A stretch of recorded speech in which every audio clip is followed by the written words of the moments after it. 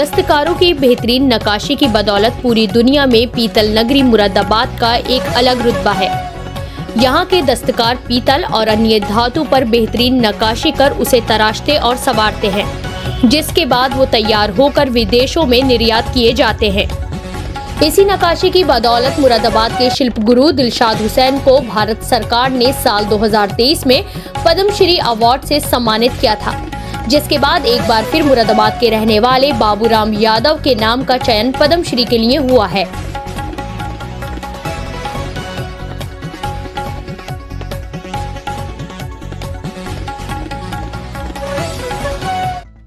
दो 2023 के बाद 2024 भी मुरादाबाद के लिए एक अच्छा पल लेके आने वाला है, क्योंकि मैं आपको बता दूं 2023 में पद्मश्री मुरादाबाद को मिला था, जो कि दिलशाद हुसैन जी थे, और इस बार 2024 में पद्मश्री मुरादाबाद से बाबूराम जी को मिलने वाला है, जो कि सेलेक्ट हो चुके हैं। मेरे साथ बाबूराम जी बात करने के लिए मौजूद हैं। बाबूराम जी, बहुत बहुत मुबारकबाद मेरी तरफ से। धन्यवाद जी।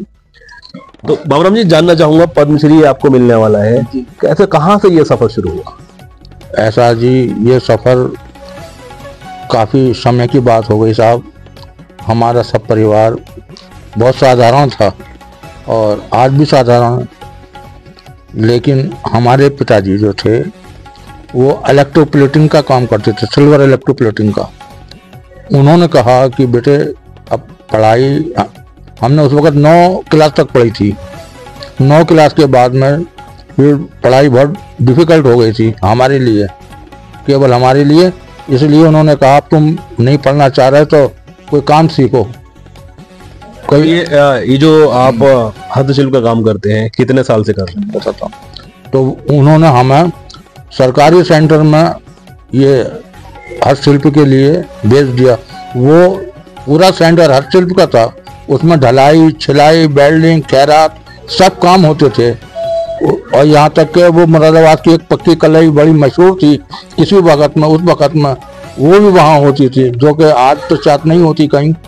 लेकिन हमारा सफ़र वहाँ से शुरू होता है और हम उस्ताद श्री अमर सिंह जी थे, उनके साथ हमने ये काम सीखा और उन्होंने सिखाया। उसके बाद सेंटर से हटकर 15 साल हम अपने गुरु के पास बैठे, श्री अमर सिंह जी के पास। वहाँ से जो सफ़र शुरू होता है, हम 15 साल उनके घर बैठ के काम सीखा। फिर 15 साल घर बैठ के काम सीखने के बाद हम फिर अपने घर आ गए उनसे कह के। उसके बाद में फिर हमने अपना काम करा, कारोबार करा। उसके बाद में जब अपना काम करा तो सन 85 में हमें स्टेट अवार्ड मिला। जब सन 85 में स्टेट अवार्ड मिला, उसके बाद हमें सन 92 में राष्ट्रीय पुरस्कार मिला। उसके बाद हमें सन 14 में शिल्प गुरु पुरस्कार मिला। उसके बाद में आज भारत सरकार ने पद्मश्री के लिए सेलेक्ट किया है। इसी हस्तशिल्प के क्षेत्र में आप करते आ रहे हैं, कौन से वो काम है मैं देखना चाहूंगा, क्योंकि आपने कुछ प्रोडक्ट भी अपने सामने रखे हैं। जी हाँ, देखिए सर, ये प्रोडक्ट है। मैं कैमरा पर्सन से कहूंगा जूम करके दिखाएं। तो ये कारीगरी है आपकी जी, कितने वक्त में ये तैयार हो जाता है? ये साहब लगभग 2 महीने में तैयार हुआ, एक फ्लावर बाद। ओके, ये हैंडीक्राफ्ट है, बिल्कुल प्योर हैंडीक्राफ्ट है। इसमें कोई मशीन का काम नहीं है, किसी प्रकार का कोई ऐसा काम नहीं है। अच्छा, ये जो आपको पद्मश्री मिलने जा रहा है, तो ये आप किन किन लोगों का आप शुक्रिया अदा करना चाहेंगे? अच्छा, मैं सबसे पहले अपनी भारत सरकार का शुक्रिया अदा करूंगा कि हमारी भारत सरकार ने इतना ऊंचा कारीगरों को उठा रही है, इतना ऊंचा लेके जा रही है कि अब हमें पद्मश्री तक पहुंचा दिया और देने के लिए तैयार है और सेलेक्ट भी कर लिया है।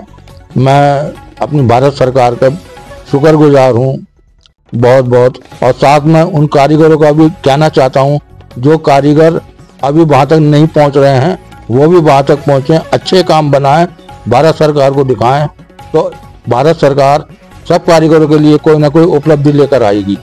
सही बात है, लगातार दूसरी बार है। इससे पहले दिलशाद हुसैन जी को मिला, अब आपको मिला और इसी क्षेत्र में मिला। इसी क्षेत्र में तो ये उपलब्धि है साहब कारीगरों के लिए, और कारीगरों के लिए उपलब्धि इतनी अच्छी है कि अब से अच्छी फिर कभी मिलेगी नहीं। मुझे कुछ ऐसी आशा है। और मैं देख रहा हूँ कि जो कारीगर वहाँ तक नहीं पहुँचे हैं वो पहुँचे, जिससे कि भारत सरकार समझे कि हमारे मुरादाबाद में कुछ अच्छे कारीगर रहते हैं और एक दो नहीं, सैकड़ों रहते हैं, सैकड़ों। मतलब मुरादाबाद में हुनर काफी है। ये हुनर ऐसा है कि इसे कोई छीन नहीं सकता। हाँ, इसे कोई छीन नहीं सकता। आदमी जो श्रम करता है वो अपने कमा कर खूब खा सकता है। ये हुनर ऐसा है, बिना पढ़ाई लिखाई का आदमी खूब करता है।